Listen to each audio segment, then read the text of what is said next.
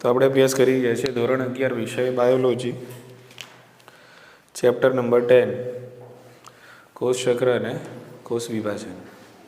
આપણે અભ્યાસ કરી રહ્યા છીએ સમભાજન. સમભાજનની અંદર બે અવસ્થાઓ વિશે આપણે સમજ્યા. કઈ કઈ? પૂર્વાવસ્થા અને ભાજનાવસ્થા. હવે આજે આપણે સમજવાનું છે બીજી બે અવસ્થાઓ વિશે, જેમાં સૌથી પહેલી છે ભાજનોત્તરાવસ્થા. આજે આપણે અભ્યાસ કરીશું ભાજનોત્તરાવસ્થા. ચલો સમજવાનો પ્રયત્ન કરીએ. તો આપણે જે કોષ ભાજનાવસ્થામાંથી લઈને ભાજનોત્તરાવસ્થામાં આવ્યા છીએ, એ કોષ કંઈક આપણને આ પ્રકારનો દેખાય છે કે સામસામેના ધ્રુવો તરફ છે તારા કેન્દ્રો, બરાબર? અને આ બધા તારા કેન્દ્રો છે એમાંથી નીકળેલા છે દ્વિધ્રુવીય ત્રાક. આવી રીતે એમાંથી નીકળેલા છે દ્વિધ્રુવીય ત્રાક. અને આ બધા દ્વિધ્રુવીય ત્રાક મધ્યાવસ્થા પટ્ટિકા પર આવેલા રંગસૂત્રોના કાઇનેટોકોર સાથે જોડાયેલા છે. બોલો, આવું કંઈ રિઝલ્ટ આપણને મળ્યું ને ભાજનાવસ્થામાં? બધા જ રંગસૂત્રો છે એ મધ્યાવસ્થા પટ્ટિકા પર ગોઠવાઈ જાય છે, એટલે કોષના મધ્ય ભાગમાં ગોઠવાઈ જાય છે આ રીતે, બરાબર? આ હાલત થઈ ભાજનાવસ્થામાં. શું થયું? ભાજનાવસ્થામાં. હવે આપણે ભાજનાવસ્થામાંથી ક્યાં જઈએ છીએ? ભાજનોત્તરાવસ્થામાં, બરાબર? હવે શું થશે ધ્યાન રાખો. તો હવે મધ્યાવસ્થા પટ્ટિકા પર ગોઠવાયેલા જેટલા પણ બધા રંગસૂત્રો છે, એ બધા રંગસૂત્રોના સેન્ટ્રોમિયરનું વિભાજન થશે. સેન્ટ્રોમિયરનું શું થશે? વિભાજન. એટલે એક તાર મારે અહીંયા બાંધ્યો છે, એક તાર અહીંયા બાંધ્યો છે, પેલો ત્યાંથી ખેંચે છે ને આ ત્યાંથી ખેંચે છે, એટલે સેન્ટ્રોમિયરનું શું થશે? વિભાજન.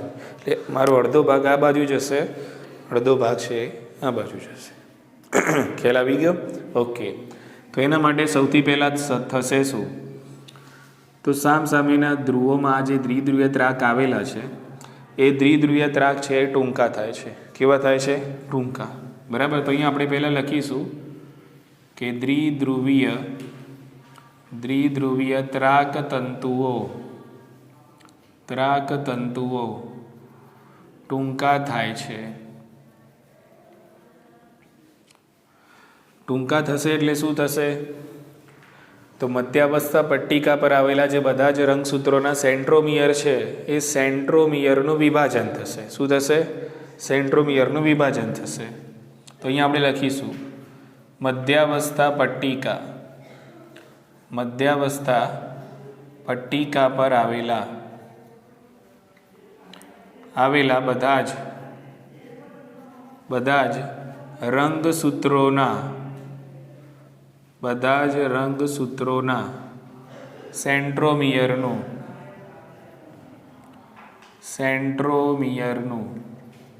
વિભાજન થાય છે. ચલો, સેન્ટ્રોમિયરનું વિભાજન થશે એટલે આ રંગસૂત્રની જે રંગસૂત્રિકાઓ છે, એટલે એક પાંખિયું છે આખું, એને કહેવાય રંગસૂત્રિકા, અને એક બીજું પાંખિયું છે એને પણ કહેવાય રંગસૂત્રિકા. એટલે રંગસૂત્રિકાઓનું થશે અલગીકરણ. રંગસૂત્રિકાઓનું શું થશે? અલગીકરણ. સેન્ટ્રોમિયરનું વિભાજન થશે. વિભાજન થશે એટલે રંગસૂત્રિકાઓનું અલગીકરણ થાય છે. રંગસૂત્રિકાઓનું અલગીકરણ થાય છે. એટલે ચિત્ર કંઈ હવે આપણને આ પ્રમાણે જોવા મળશે. સમજી લો કે આ કોષ છે. હવે જ્યારે સામસામેના ધ્રુવો તરફથી દ્વિધ્રુવીય ત્રાક ટૂંકા થાય છે અને સેન્ટ્રોમિયરનું વિભાજન થાય છે, તો આ ત્રાક માની લો કે અહીંયા છે આ રીતે, તો એ રંગસૂત્રની એક રંગસૂત્રિકા આ બાજુ જશે અને એ રંગસૂત્રની જે એક રંગસૂત્રિકા છે આ બાજુ જશે. શું થયું? સેન્ટ્રોમિયરનું વિભાજન થયું. વિભાજન થયું એટલે રંગસૂત્રિકાઓનું થયું અલગીકરણ. અને આ બંને રંગસૂત્રિકાઓ હવે સામસામેના ધ્રુવો તરફ ગતિ કરશે. આ ત્રાક ધીમે ધીમે ટૂંકા થતા જશે અહીંયાથી પણ આ ત્રાક ધીમે ધીમે ટૂંકા થતા જશે. એટલે બંને બાજુએ આ જે રંગસૂત્રિકાઓ છે એ રંગસૂત્રિકાઓ ધીમે ધીમે સામસામેના ધ્રુવો તરફ ગતિ કરે છે. બોલો, ખ્યાલ આવી ગયો? એટલે 46 રંગસૂત્રિકાઓ આ ધ્રુવ તરફ જશે, 46 રંગસૂત્રિકાઓ આ ધ્રુવ તરફ આવશે. બોલો, સમજાયું? બરાબર. અહીંયા આપણે લખીશું કે રંગસૂત્રની રંગસૂત્રિકાઓનું અલગીકરણ થાય છે અને રંગસૂત્રિકાઓ સામસામેના ધ્રુવો તરફ ગતિ કરે છે. રંગસૂત્રિકાઓ સામસામેના ધ્રુવો તરફ ગતિ કરે છે. ધ્રુવો તરફ ગતિ કરે છે. બોલો, ખ્યાલ આવી ગયો? ઓકે. હવે અહીંયા તમે જોઈ રહ્યા છો કે આ દ્વિધ્રુવીય ત્રાક છે, બરાબર, એ જ કાઇનેટોકોર સાથે જોડાયેલું છે અને આ કાઇનેટોકોર છે એ સેન્ટ્રોમિયરની સાથે જોડાયેલું છે. એટલે કોઈ મને અહીંયાથી આમ બાંધીને આમ ખેંચે તો હું આમ થવું ને, આમ થોડો આમ થવું ને, આમ ખેંચવું આ રીતે, હા કે ના? કે તો એવી જ રીતે અહીંયા તમને કંઈક આ પ્રમાણે જોવા મળશે. આ સેન્ટ્રોમિયર હશે અહીંયા અને આ રીતે છે સેન્ટ્રોમિયર સાથે જોડાયેલી ભુજાઓ. એટલે આ રીતે રંગસૂત્રિકાઓ છે એ સામસામેના ધ્રુવો તરફ ખેંચાશે. આમ ખેંચીશ એટલે આ થોડું આમ થવાનું ને, વળવાનું ને, આ રીતે. એટલે આ રીતે સેન્ટ્રોમિયરની સાથે જોડાયેલી જે ભુજાઓ છે, બરાબર, એ પણ સામસામેના ધ્રુવો તરફ ગતિ કરે છે. બોલો, ખ્યાલ આવી ગયો? ઓકે. તો અહીંયા આપણે લખીશું સેન્ટ્રોમિયર સાથે જોડાયેલ ભુજાઓ પણ વિરુદ્ધ ધ્રુવો તરફ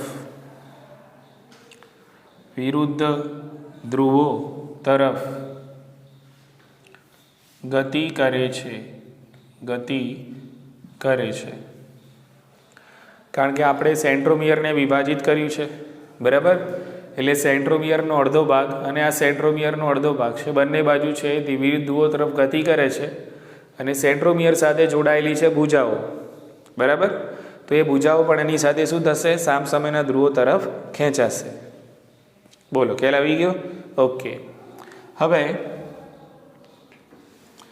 આ જે રંગસૂત્રિકાઓ છૂટી પડી છે અને આ જે ધીમે ધીમે વિરુદ્ધ ધ્રુવો તરફ જઈ રહી છે, એ રંગસૂત્રિકાઓ ભવિષ્યની અંદર જે બાળકોષો બનશે અથવા તો ભવિષ્યની અંદર જે બાળકોષોના કોષ કેન્દ્રો બનશે, એ કોષ કેન્દ્રોના આ રંગસૂત્રિકાઓ બનશે રંગસૂત્રો. આ રંગસૂત્રિકાઓ જે અલગ થઈ રહી છે, એટલે અહીંયા 46 થવાની, અહીંયા પણ શું થવાની? 46 થવાની, બરાબર. પણ જ્યારે બાળકોષના કોષ કેન્દ્ર બનશે એ વખતે એ જ રંગસૂત્રિકાઓને આપણે રંગસૂત્ર તરીકે ઓળખીશું. એ જ રંગસૂત્રિકાઓને શું તરીકે ઓળખીશું? રંગસૂત્ર બનશે.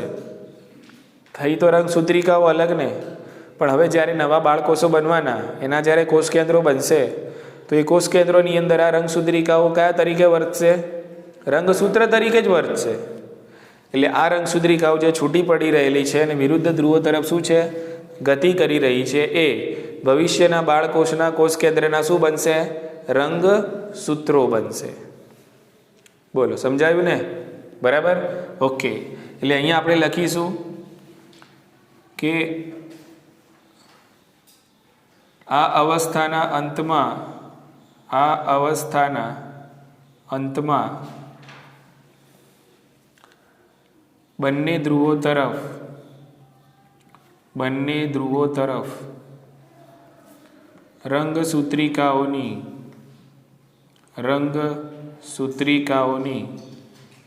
સમાન વહેંચણી થાય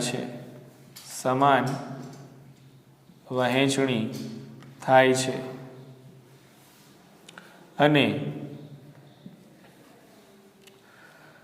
દરેક રંગસૂત્રિકા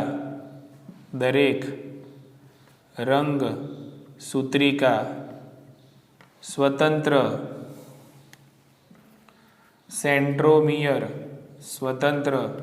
સેન્ટ્રોમિયર ધરાવે છે.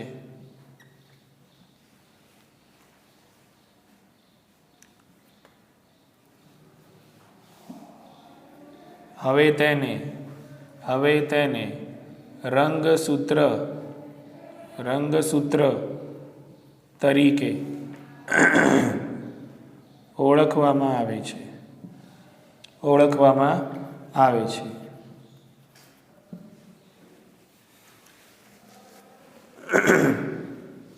પછી લખશું આ રંગસૂત્રિકાઓ ભવિષ્યના બાળ કોષોના કોષ કેન્દ્રના રંગસૂત્રો બનશે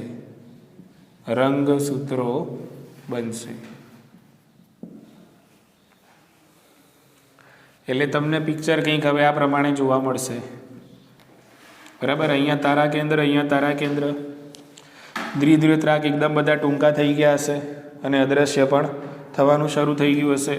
અને અહીંયા તમને આ રીતે આ રંગસૂત્રિકાઓ આવી કેટલી હશે? અહીંયા 46. કેટલી હશે? અહીંયા આ રીતે 46. અને એ જ રીતે અહીંયા પણ બધી રંગસૂત્રિકાઓ ભેગી થઈ ગઈ હશે આ રીતે અહીંયા 46. હવે આ રંગસૂત્રિકાઓ આપણે નહીં કહીએ, કારણ કે દરેકે દરેક જોડે પોતાનું સ્વતંત્ર શું છે? સેન્ટ્રોમિયર છે. હવે દરેક રંગસૂત્રિકા રંગસૂત્ર તરીકે ઓળખાશે. બોલો, ખ્યાલ આવી ગયો ને? ઇઝી છે. તો અહીંયા પૂરી થઈ ગઈ આપણી અવસ્થા. કઈ? બાજુનોત્તર અવસ્થા. ઉતરે છે મગજમાં વાત? બરાબર. ચાલો, હવે એના પછી આપણે જોઈએ બાજનાંતિમાવસ્થા.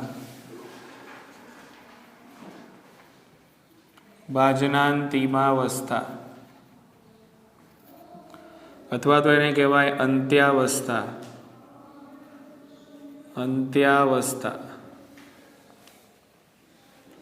બોલો, ખ્યાલ આવી ગયો કે? સમજો, તમે જો પૂર્વાવસ્થા સમજી ગયા તો ભાજનાંતિમાવસ્થા તો શું છે? પૂર્વાવસ્થાને રિવર્સ કરો ને. આપણે નથી રિમોટમાં, ટીવીમાં, મોબાઈલમાં રિવર્સ કરીએ એટલે બધું કેવું રિવર્સ જાય? બસ. તો ભાજનાંતિમાવસ્થામાં આખી જે પૂર્વાવસ્થા છે ને એ રિવર્સ થશે. બોલો, ખ્યાલ આવી ગયો? એટલા માટે આ જે ભાજનાંતિમા એટલે કે અંત્યાવસ્થા છે એને રિવર્સ પ્રોફેઝ પણ કહેવાય. શું કહેવાય એને? રિવર્સ પ્રોફેઝ પણ કહે છે. એટલે આપણે અહીંયા લખીશું પહેલાં કે ભાઈ તેને પ્રતિપૂર્વાવસ્થા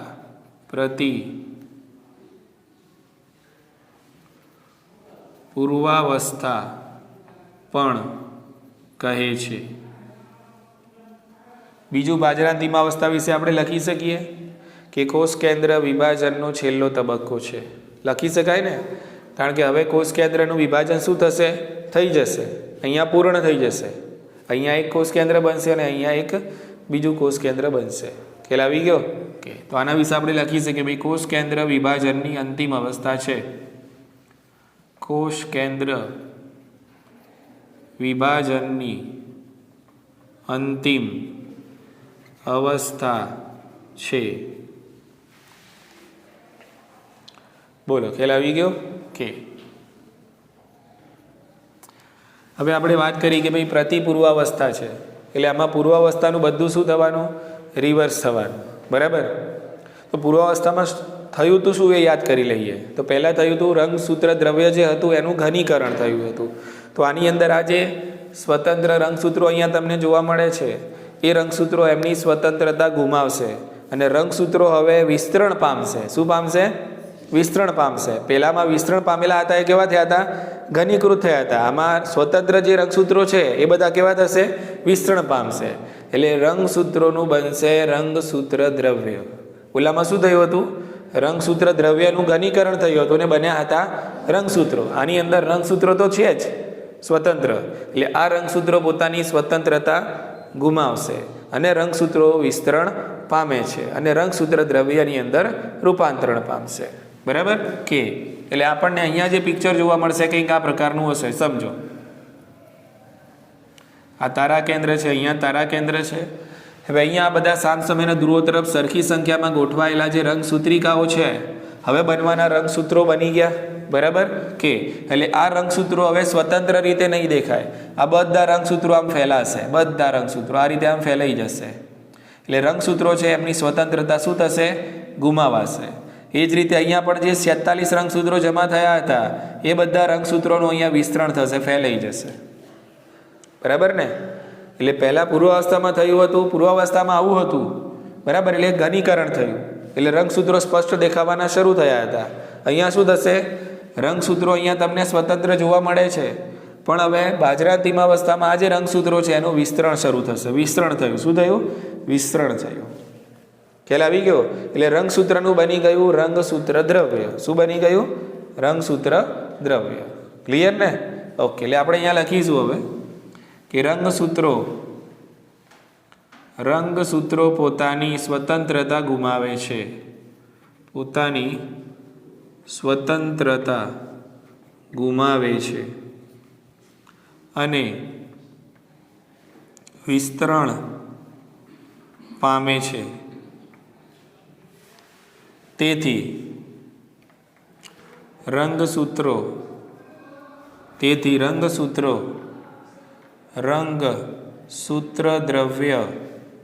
રંગસૂત્ર દ્રવ્યને અંગ્રેજીમાં કહેવાય ક્રોમેટીન.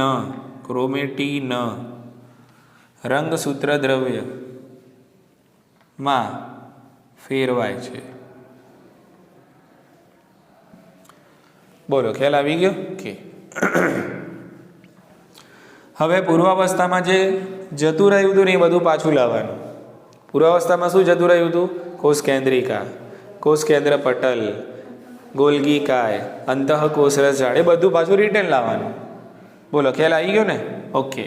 એટલે હવે સામ સામેના દૂરો તરફ આ જે રંગસૂત્ર દ્રવ્ય ફેલાયું એ રંગસૂત્ર દ્રવ્યની ફરતે કોષ કેન્દ્ર પટલનું નિર્માણ થાય છે. અહીંયા પણ રંગસૂત્ર દ્રવ્યની ફરતે શું થશે? કોષ કેન્દ્ર પટલનું નિર્માણ થાય છે. ક્લિયર? કોષ કેન્દ્રિકાનું પણ નિર્માણ થાય છે. કોષ કેન્દ્રિકાનું પણ નિર્માણ થાય છે. કોષ કેન્દ્ર પટલની બહારની બાજુ અહીંયા બને છે અંતઃકોષરસ ઝાડ. અહીંયા પણ પુનઃસ્થાપિત થશે અંતઃકોષરસ ઝાડ. અહીંયા ફરીથી આવશે ગોલ્ગી કાય, અહીંયા પણ આવશે ગોલ્ગી કાય. એટલે જે ગયું હતું એ બધું રિટર્ન લાવવાનું. બોલો, ખ્યાલ આવી ગયો ને? એટલે બધું એક્ઝેક્ટલી રિવર્સ થયું. કોનું રિવર્સ? પૂર્વાવસ્થાનું રિવર્સ થયું. બોલો, ખ્યાલ આવી ગયો? ઓકે. પછી આપણે લખીશું કે રંગસૂત્ર દ્રવ્યની ફરતે બંને ધ્રુવો તરફ કોષ કેન્દ્ર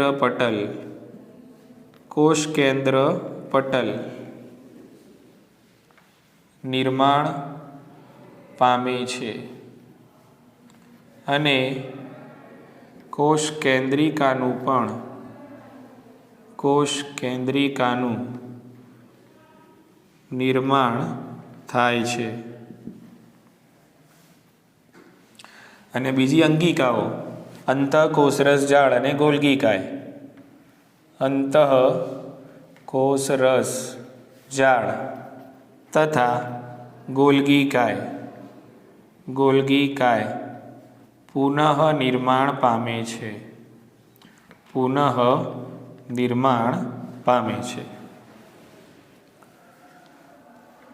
એટલે બાજરાંતિમાવસ્થા એટલે કે અંત્યાવસ્થાના અંત ભાગની અંદર તમને બંને ધ્રુવો તરફ સ્પષ્ટપણે બે કોષ કેન્દ્રો જોવા મળે છે.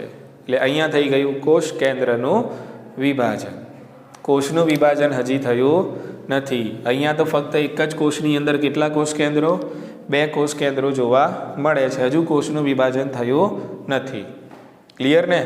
ઓકે. આ અવસ્થાના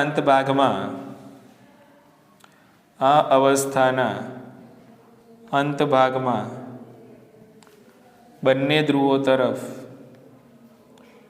ધ્રુવો તરફ બે સ્પષ્ટ અને વિભાજિત કોષ કેન્દ્રો જોવા મળે છે.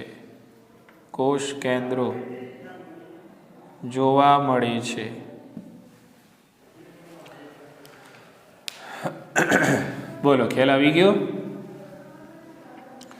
એટલે અહીંયા કોષ કેન્દ્રોની વહેંચણી થઈ ગઈ. એટલે કેરિયોકાઇનેસિસ અહીંયા શું થયું? પૂરું થયું. બરાબર? પણ હજુ કોષ સંપૂર્ણપણે બે ભાગમાં વિભાજિત થયો નથી, બરાબર કે?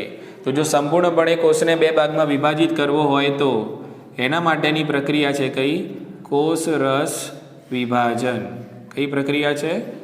કોષ રસ વિભાજન. બોલો, ખ્યાલ આવી ગયો? અને આ કોષ રસ વિભાજનને સાઇટોકાઇનેસિસ તરીકે ઓળખવામાં આવે છે. સાઇટોકાઇનેસિસ. બોલો, સમજ પડી કે?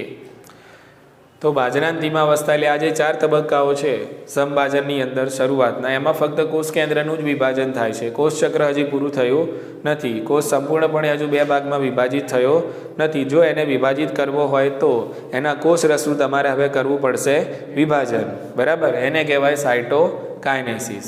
એટલે કેરિયોકાઇનેસિસ થઈ ગયું, એના પછી કરવું પડે સાઇટોકાઇનેસિસ, અને ત્યારબાદ જ સમભાજન પૂર્ણ થયું કહેવાય. ટેકનિકલી તો સમભાજનમાં શું થાય છે? ફક્ત કોષ કેન્દ્રનું વિભાજન જ થાય છે.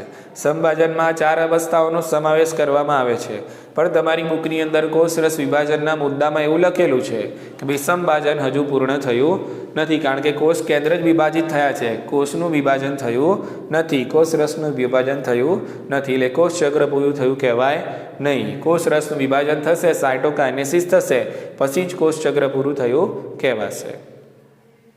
બોલો, ખ્યાલ આવી ગયો કે? એટલે અહીંયા હવે યાદ રાખવાનો. હવે આપણે ફટાફટ સમજવાનો પ્રયત્ન કરીએ કે ભાઈ કોષ રસ વિભાજન એટલે શું. ક્લિયર ને? એકદમ સરળ વસ્તુ છે, બરાબર?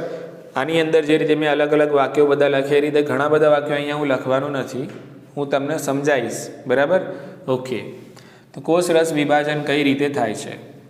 તો આપણી જોડે 2 ઓપ્શન છે. આપણી જોડે હોઈ શકે છે પ્રાણી કોષ, બરાબર? આપણી જોડે હોઈ શકે છે કયો? વનસ્પતિ કોષ. એક પ્રાણી કોષ છે અને બીજો વનસ્પતિ કોષ છે. ચલો, પ્રાણી કોષ છે મારી જોડે, આ પ્રાણી કોષ છે. તો પ્રાણી કોષમાં સૌથી બહારની બાજુ હોય કોષ રસ પટલ. બોલો હા કે ના? પ્રાણી કોષમાં સૌથી બહારની બાજુ શું હોય છે? કોષ રસ પટલ હોય છે. ચલો, આ પ્રાણી કોષની આપણે વાત કરીએ કે ભાઈ આ પ્રાણી કોષ છે, એની ભાજનાંતિમાં અવસ્થા પૂરી થઈ ગઈ, બરાબર? એટલે એની સ્થિતિ કંઈક આવી હશે. અહીંયા બની ગયું હશે કોષ કેન્દ્ર, અહીંયા બની ગયું હશે કોષ કેન્દ્ર, બરાબર ને? આપણી જોડે શું છે? પ્રાણી કોષ. અને આ પ્રાણી કોષનું આપણે હવે કોષ રસ વિભાજન એટલે સાઇટોકાઇનેસિસ કરવું છે. તો એ કઈ રીતે થશે? તો પ્રાણી કોષમાં અને વનસ્પતિ કોષમાં કોષ રસ વિભાજનની જે પેટર્ન, જે ભાત છે એ અલગ અલગ હોય છે. બંનેમાં એક જ પ્રકારે કોષ રસ વિભાજન થતું નથી. બંનેની પેટર્ન કેવી છે? જુદી જુદી છે, અલગ અલગ છે. બોલો, ખ્યાલ આવે છે કે? સમજો, બહુ ઇઝી છે. તો પ્રાણી કોષમાં સૌથી બહારની બાજુએ આવેલું હોય છે કોષ રસ પટલ, અને આ કોષ રસ પટલમાં કંઈક આવી રીતે ઉપસંકોચન ખાંચ પેદા થાય છે. આવી રીતે અહીંયા શું પેદા થઈ? ઉપસંકોચન ખાંચ, બરાબર? તો આને નામ આપું છું ઉપસંકોચન ખાંચ. આખું વાક્ય અહીંયા એવું લખવાનું નથી, હવે તમારે સમજવાનું છે. ઉપસંકોચન ખાંચ. બોલો, સમજાયું કે? તો પ્રાણી કોષમાં સૌથી બહારની બાજુએ આવેલું કોષ રસ પટલ, કોષ રસ પટલના મધ્યમાં ઉપસંકોચન ખાંચનું નિર્માણ થાય છે, બરાબર? હવે શું થશે? આ ઉપસંકોચન ખાંચ જે બંને બાજુ પેદા થઈ, એ ખાંચ કોષના મધ્ય ભાગ તરફ ધીમે ધીમે ઊંડે ઉતરે છે, અને આ બંને ખાંચ એકબીજાને મળી લે છે, બરાબર? એટલે આ ખાંચને હું અહીંયા આમ નીચે ઉતારું છું, આ રીતે. આ ખાંચને હું અહીંયા આમ નીચે ઉતારું છું, બરાબર? ઓકે. તો કંઈક આવી પરિસ્થિતિ પેદા થઈ ગઈ ને, બરાબર? બંને ખાંચો એકબીજાને કેવી થઈ ગઈ? હવે મળી ગઈ, બરાબર ને? એટલે હવે કોષ રસ સંપૂર્ણપણે બે ભાગમાં શું થઈ ગયો? વિભાજિત થઈ ગયો. બોલો, ખ્યાલ આવી ગયો કે નહીં? સમજાયું? હવે એકના કેટલા કોષ બની ગયા? 2 કોષ બની ગયા, બરાબર? તો આ રીતે પ્રાણી કોષની અંદર થાય છે સાઇટોકાઇનેસિસ. પણ યાદ રાખવાનું, પ્રાણી કોષમાં જે કોષ રસ વિભાજન થયું એની દિશા શું હતી? તો કોષ રસ વિભાજન પરિઘમાંથી સ્ટાર્ટ થયું અને કયા તરફ વધ્યું? કેન્દ્ર તરફ. એટલે અહીંયા કોષ રસ વિભાજન કેવું છે? પરિઘથી કેન્દ્ર તરફ. પરિઘથી કેન્દ્ર તરફ. બોલો, સમજાયું હા કે ના? બરાબર ને કે? ચલો ફરીથી સમજી લો શાંતિથી, અહીંયા દિમાગ રાખો. પ્રાણી કોષનું કોષ રસ વિભાજનમાં પ્રાણીકોષમાં સૌથી બહારની બાજુએ આવેલા કોષરસ પટલમાં પરિઘ વિસ્તારમાં બંને સામસામે ઉપસંકોચન ખાંચ પેદા થાય છે અને આ ઉપસંકોચન ખાંચ છે એ ધીમે ધીમે કોષના મધ્ય ભાગમાં ઊંડે ઉતરી આવે છે અને બંને ખાંચ એકબીજાને મળી જાય છે, બરાબર ને? ત્યારે કોષરસ સંપૂર્ણપણે બે ભાગમાં વિભાજિત થઈ જાય છે. પણ અહીંયા જે કોષરસ વિભાજનની જે દિશા છે એ પરિઘથી શરૂ થાય છે અને કોષરસ વિભાજન કેન્દ્ર તરફ આગળ વધે છે. એટલે અહીંયા શું થશે? કોષરસ વિભાજન કેવું છે? પરિઘથી કેન્દ્ર તરફ. બોલો, સમજી ગયા? બરાબર ને? ચલો હવે વનસ્પતિ કોષનું સમજી લઈએ કે વનસ્પતિ કોષનું કોષરસ વિભાજન કયા પ્રકારનું છે. ક્લિયર? કે ચલો, વનસ્પતિ કોષમાં સૌથી બહારની બાજુએ કોષરસ પટલ હોય કે કોષ દિવાલ હોય? બોલો, કોષ દિવાલ હોય, બરાબર ને? અહીંયા તારા કેન્દ્ર, અહીંયા તારા કેન્દ્ર, અહીંયા બની ગયું કોષ કેન્દ્ર, અહીંયા બની ગયું કોષ કેન્દ્ર. આ ભાજનાંતિમાવસ્થાના ભાગની અંદર આપણી જોડે જે વનસ્પતિ કોષ છે એની હાલત આવી હશે. હવે એનું આપણે કરશું કોષરસ વિભાજન. પણ વનસ્પતિ કોષમાં તો સૌથી બહારની બાજુએ કોષરસ પટલ આવેલું હોય નહીં. વનસ્પતિ કોષમાં તો સૌથી બહારની બાજુએ શું હોય છે? સ્થિતિસ્થાપક કોષ દિવાલ. કોષ દિવાલ કેવી છે અહીંયા? સ્થિતિસ્થાપક. બોલો, ખ્યાલ આવી ગયો? એટલે અહીંયા ઉપસંકોચન ખાંચનું નિર્માણ થતું નથી, યાદ રાખજો. ઉપસંકોચન ખાંચનું નિર્માણ ફક્ત પ્રાણી કોષના કોષ વિભાજનમાં જ, કોષરસ વિભાજનમાં જ થાય છે. ખ્યાલ આવી ગયો? આ ફરક છે. આલી ખબર પડી ગઈ કે એટલે કોષ દિવાલ તો સ્થિતિસ્થાપક છે અને સખત અને નિર્જીવ હોય છે, તો એને આપણે આમ ઉપસંકોચન ખાંચ આમાં પાડી શકીએ નહીં. કે હવે અહીંયા આનું વિભાજન કઈ રીતે થશે? તો અહીંયા વનસ્પતિ કોષની અંદર વિભાજન છે એના માટે નવી કોષ દિવાલનું નિર્માણ કંઈક આ રીતે થાય. આ નવી કોષ દિવાલનું નિર્માણ થાય છે મધ્યમાં, અને નવી કોષ દિવાલ જે નિર્માણ પામશે આ પાર્શ્વીય કોષ દિવાલો છે એ પાર્શ્વીય કોષ દિવાલોની સાથે મળી જશે આ રીતે, અને કોષ છે એ કેટલા ભાગમાં? બે ભાગમાં વહેંચાઈ જશે. પણ એના પહેલાં શું યાદ રાખવાનું છે? જુઓ, આવી રીતે થશે. અહીંયા કોષરસ વિભાજન છે આમ નહીં થાય, અહીંયા કોષરસ વિભાજન આમ થવાનું. બોલો, સમજાયું કે નહીં? બરાબર ને? આમાં કેવું કરતા હતા આપણે? પરિઘથી કેન્દ્ર તરફ. અહીંયા શું કરશું? કેન્દ્રથી પરિઘ તરફ. બોલો, ખ્યાલ આવી ગયો? એટલે અહીંયા કોષ દિવાલનું જે નિર્માણ છે કોષના મધ્ય ભાગમાંથી શરૂ થાય છે, અને આ કોષ દિવાલ છે એ કોષના મધ્ય ભાગમાંથી શરૂ થઈને પરિઘ તરફ આગળ વધે છે અને પાર્શ્વીય દિવાલો સાથે જોડાઈ જાય છે, અને કોષરસનું વિભાજન આ રીતે અહીંયા કમ્પ્લીટ થઈને એક વનસ્પતિ કોષ બે વનસ્પતિ કોષમાં વહેંચાય છે. બોલો, ખ્યાલ આવી ગયો? બરાબર? એટલે અહીંયા વિભાજન આપણે આમ કરવાનું છે. આમાં કેવું કર્યું? આમ કર્યું, પરિઘથી કેન્દ્ર તરફ. અહીંયા કેવું કરવાનું? કેન્દ્રથી પરિઘ તરફ. બોલો, ખ્યાલ આવી ગયો? કે એટલે અહીંયા કેવું છે? કેન્દ્રથી પરિઘ તરફ નવી કોષ દિવાલનું નિર્માણ થાય છે, અને આ કોષ દિવાલ નિર્માણ પામીને પાર્શ્વીય દિવાલો સાથે જોડાઈ જાય છે, અને કોષ સંપૂર્ણપણે બે ભાગમાં વહેંચાય છે. બોલો, ખ્યાલ આવી ગયો? હા કે ના એમ કહો? સમજ પડી? ચલો, હવે આ તો કોષ દિવાલનું નિર્માણ કર્યું આપણે, પણ એના માટે કઈ રચનાઓ જવાબદાર છે એની વાત કરીએ. બરાબર? તો આ કોષ દિવાલ અત્યારે હું છે એને ઇરેઝ કરું છું સમજવા માટે. કઈ રીતે થશે? તો નવી કોષ દિવાલનું જે નિર્માણ છે એ સામાન્ય રીતે પૂર્વગામી કહેવાતી રચનાથી શરૂ થાય છે, અને આ પૂર્વગામી કહેવાતી આ જે રચના છે એને કહેવાય કોષ પટ્ટી. શું કહેવાય આને? કોષ પટ્ટી. બરાબર? ઓકે. એટલે નવી કોષ દિવાલનું નિર્માણ અહીંયા થવાનું ને? બરાબર ને? એટલે નવી કોષ દિવાલનું નિર્માણ શામાંથી થાય છે? તો નવી કોષ દિવાલનું નિર્માણ પૂર્વગામી કહેવાતી રચના, કઈ? કોષ પટ્ટી, કે જે કોષના મધ્ય ભાગમાં નિર્માણ પામે છે. કોષ પટ્ટીમાંથી પછી ધીમે ધીમે બનવાની કોષ દિવાલ. બોલો, ખ્યાલ આવી ગયો? એટલે કોષ દિવાલનું નિર્માણ શામાંથી થશે? પૂર્વગામી કહેવાતી રચના કોષ પટ્ટીમાંથી થાય છે. બરાબર ને? કોષ પટ્ટીનું નિર્માણ કોષના મધ્ય ભાગથી શરૂ થાય છે. બોલો, ખ્યાલ આવી ગયો? ઓકે. હવે તમે જોયું હશે, આપણે આગળ ભણ્યા છીએ કોષ દિવાલ વિશે કે બે બે બે નજીકના વનસ્પતિ કોષોની કોષ દિવાલ હોય આ રીતે, આ બે વનસ્પતિ કોષો છે બરાબર, તો બે નજીકના વનસ્પતિ કોષોની કોષ દિવાલ વચ્ચે આ રીતે વચ્ચે પટલ આવેલું, આને કહેવાય મધ્ય પટલ. શું કહેવાય આને? મધ્ય પટલ. બોલો ખ્યાલ આવે છે? આને શું કહીશું આપણે? મધ્ય પટલ. મધ્ય પટલ. બોલો ખ્યાલ આવી ગયો? એટલે અહીંયા કોષપટ્ટી શાનું નિદર્શન કરે છે? તો આ કોષપટ્ટી છે એ બે વનસ્પતિ કોષોની, બે નજીકના વનસ્પતિ કોષોની કોષ દિવાલો વચ્ચે આવેલા મધ્ય પટલનું નિદર્શન કરે છે.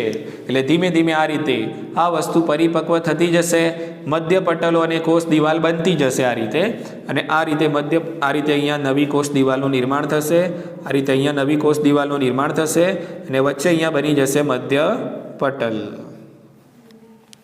બોલો ખ્યાલ આવી ગયો? અને આ રીતે અહીંયા એક વનસ્પતિ કોષમાંથી તમને કેટલા મળી ગયા? બે વનસ્પતિ કોષ. એટલે વનસ્પતિ કોષનું કોષ રસ વિભાજન કંઈક આ પ્રમાણે આપણને જોવા મળે છે. સિમ્પલ જ લોજિક છે. એટલે અહીંયા નિર્માણ થયું કોષપટ્ટીનું, જ્યારે કોષપટ્ટી અહીંયા જોવા મળતી નથી, એની જગ્યાએ અહીંયા જોવા મળે છે ઉપસંકોચન ખાંચ. બોલો ખ્યાલ આવી ગયો? કોષપટ્ટીને અંગ્રેજીમાં કહેવાય સેલ પ્લેટ. અંગ્રેજીમાં કોષપટ્ટીને શું કહીશું આપણે? સેલ પ્લેટ તરીકે એને ઓળખવામાં આવે છે. આટલી સમજ પડી ને? ભાઈ વનસ્પતિ કોષનું કોષરસ વિભાજન છે, આ સૌથી બહારની બાજુએ આવેલી હોય છે સ્થિતિસ્થાપક કોષ દિવાલ. એટલે નવી કોષ દિવાલનું નિર્માણ કોષના મધ્ય ભાગમાંથી શરૂ થઈને પરિઘ વિસ્તાર તરફ આગળ વધે છે, અને પાર્શ્વીય દિવાલો તરફ નવી નિર્માણ પામેલી કોષ દિવાલ જોડાઈ જાય છે. પણ એ કોષ દિવાલનું નિર્માણ ક્યાંથી શરૂ થાય છે? તો નવી કોષ દિવાલનું નિર્માણ પૂર્વગામી કહેવાતી રચના કઈ? કોષપટ્ટીમાંથી શરૂ થાય છે. કોષપટ્ટી શાનું નિદર્શન કરે છે? તો કોષપટ્ટી છે બે નજીકના વનસ્પતિ કોષો વચ્ચેની કોષ દિવાલ વચ્ચે આવેલા મધ્ય પટલનું નિદર્શન કરે છે. ક્લિયર? અને આ રીતે મધ્યમાંથી પરિઘ તરફ નવી કોષ દિવાલ અને મધ્ય પટલનું નિર્માણ થાય છે, અને કોષ રસ સંપૂર્ણપણે બે ભાગમાં વહેંચાઈને બે નવા કોષો ઉત્પન્ન કરે છે. ક્લિયર? ઓકે. તમે જોયું બંને કોષરસ વિભાજનની પેટર્ન પ્રાણી કોષમાં અને વનસ્પતિ કોષમાં કેવી છે? જુદી જુદી છે, અલગ અલગ છે. આટલી ખબર પડી ગઈ? ઓકે. તો કોષ સંપૂર્ણપણે ક્યારે બે ભાગમાં વિભાજિત પામે છે? કે જ્યારે પહેલાં થાય કેરિયોકાઇનેસિસ. શું થાય પહેલાં? અને પછી થાય સાઇટોકાઇનેસિસ. પણ ઘણીવાર એવું પણ જોવા મળે છે કે કેરિયોકાઇનેસિસ તો થઈ જાય, કેરિયોકાઇનેસિસ તો થઈ ગયું, પણ સાઇટોકાઇનેસિસ થાય નહીં. એટલે શું જોવા મળશે? એક જ કોષની અંદર તમને અનેક કોષ કેન્દ્રો જોવા મળે. કેરિયોકાઇનેસિસ તો થઈ ગયું, પણ શું ના થયું? સાઇટોકાઇનેસિસ થયું નહીં. એટલે એક જ કોષની અંદર તમને ઘણા બધા કોષ કેન્દ્રો, અનેક કોષ કેન્દ્રો જોવા મળે છે. તો કોષની આવી જે સ્થિતિ છે એને બહુ કોષ કેન્દ્રીય કહેવાય. શું કહેવાય આને? બહુ કોષ કેન્દ્રીય. બહુ કોષ કેન્દ્રીય. એટલે સવાલ શું પૂછાય છે? ધ્યાન રાખો કે ભાઈ બહુ કોષ કેન્દ્રીય સ્થિતિ કોષમાં ક્યારે જોવા મળે છે? તો બહુ કોષ કેન્દ્રીય સ્થિતિ કોષમાં ત્યારે જોવા મળે જ્યારે કેરિયોકાઇનેસિસ તો થાય, પણ ત્યારબાદ સાઇટોકાઇનેસિસ થાય નહીં. એટલે કેરિયોકાઇનેસિસ થઈ ગયું એટલે ઘણા બધા કોષ કેન્દ્રો બની જશે, સાઇટોકાઇનેસિસ નહીં થાય એટલે કોષનું વિભાજન થશે નહીં. એટલે એક જ કોષની અંદર અનેક કોષ કેન્દ્રો જોવા મળશે. એટલે કોષની આ અવસ્થાને બહુ કોષ કેન્દ્રીય અવસ્થા કહે છે. બરાબર? એક બીજું નામ પણ આને આપવામાં આવે છે, આને કહેવાય છે સિન્સિટિયમ. શું કહેવાય આને? સિન્સિટિયમ. બરાબર? જે આ અવસ્થા છે બહુ કોષ કેન્દ્રીય, એ અવસ્થાને સિન્સિટિયમ તરીકે પણ ઓળખવામાં આવે છે. ઉદાહરણ તરીકે તમને આપેલું છે કે ભાઈ નારિયેળનો પ્રવાહી ભ્રૂણપોષ. ઉદાહરણ છે નારિયેળ. નારિયેળનો પ્રવાહી ભ્રૂણપોષ. બરાબર? તો નારિયેળનો પ્રવાહી ભ્રૂણપોષ કેવો હોય છે? બહુ કોષ કેન્દ્રીય. એમાં કેરિયોકાઇનેસિસ તો થાય છે, but karyokinesis is not followed by cytokinesis. Karyokinesis પછી સાઇટોકાઇનેસિસ ફોલો થતું નથી. બોલો ખ્યાલ આવી ગયો? કે તો અહીંયા સમભાજન થયું પૂર્ણ. બરાબર. એમાં આપણે બે વસ્તુ જોઈ, પહેલાં જોઈએ આંતરાવસ્થા અને પછી જોયું સંભાજન. બરાબર. સંભાજનમાં બે વસ્તુ જોઈ, પહેલાં જોયું કેરિયોકાઇનેસિસ અને પછી જોયું સાયટોકાઇનેસિસ. હવે નેક્સ્ટ લેક્ચરમાં આપણે અભ્યાસ કરીશું સંભાજનનું મહત્ત્વ અને અર્ધીકરણનું ઇન્ટ્રોડક્શન. ઠીક છે? ઓકે.